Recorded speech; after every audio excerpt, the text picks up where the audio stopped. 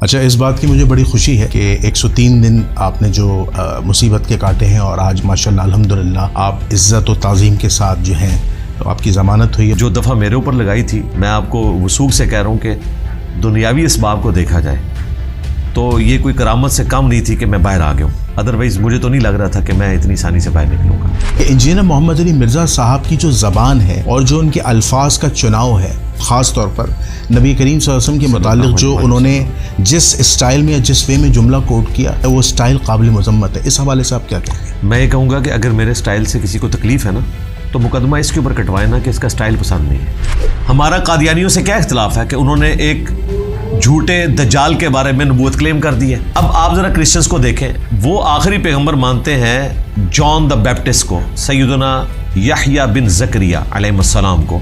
Gospel of Luke ہے، اس میں موجود ہے کہ سیدنا یحییٰ علیہ السلام ان کے لیے فائنل پروفٹ ہے، کیونکہ جیزس کرائسٹ عیسیٰ ابن مریم کو تو وہ پیغمبر نہیں خدا مانتے ہیں. کہ جو بھی عیسیٰ ابن مریم کو خدا نہ مانے یا وہ ٹرینٹی کا عقیدہ جو وہ کلیم کرتے ہیں وہ نہ مانے تو وہ بھی اینٹی کرائسٹ ہے، اس کے ماننے والے بھی سارے اینٹی کرائسٹ ہیں. اگر اس طرح ایف آئی آر کاٹنی شروع کر دی تو قرآن پاک کے اوپر کئی ایف آئی آرز کٹ جائیں گی ان کی ڈاکٹرن کے مطابق. ایک طرف دیکھیں ڈاکٹر اسرار صاحب جو ہے اتنے احسن انداز میں، خوبصورت انداز میں قرآن کی تعلیم دے رہے ہیں، اور ایک طرف انجینئر صاحب ہیں، لیکن ان کا جو وے آف اسٹائل ہے، جو طریقہ ہے، وہ اتنا منفی ہے کہ لوگ جو ہیں ان کی بات سننا، خاص طور پہ جو ادھیڑ عمر کے لوگ ہیں، چھوڑ دیتے ہیں یا ان کو برا لگتا ہے.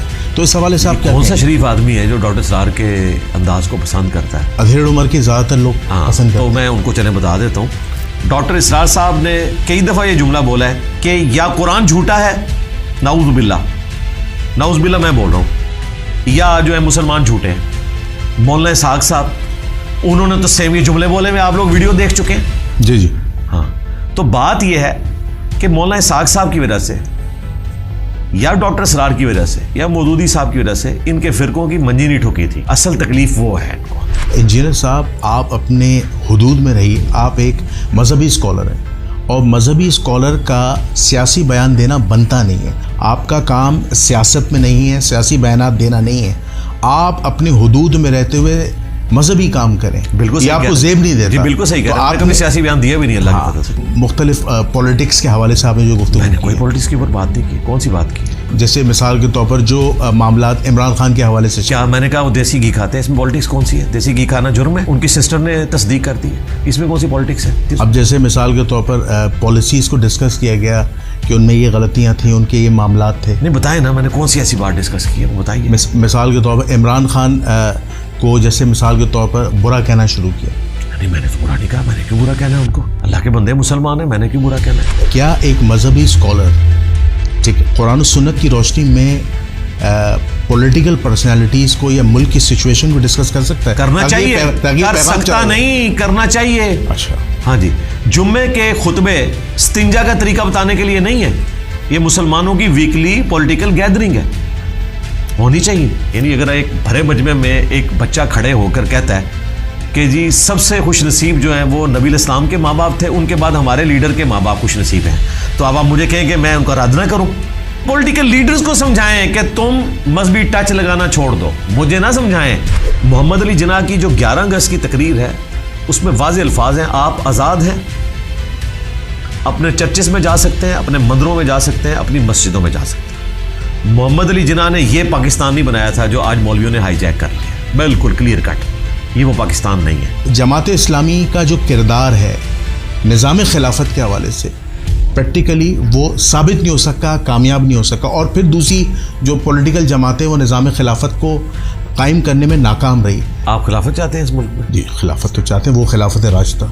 خلافت راشدہ بریلویوں کی، دیوبندیوں کی، اہل حدیث کی، شیعہ کی، کس کی؟ یہ بڑا اچھا سوال ہے. جی ظاہر ہے یہ بڑا اچھا، یہ ویلڈ آپ کا سوال ہے. جو ڈاکٹر صاحب نے معذرت کے ساتھ تقریر کے علاوہ کیا کیا؟ ایک دن جیل کاٹی ہے.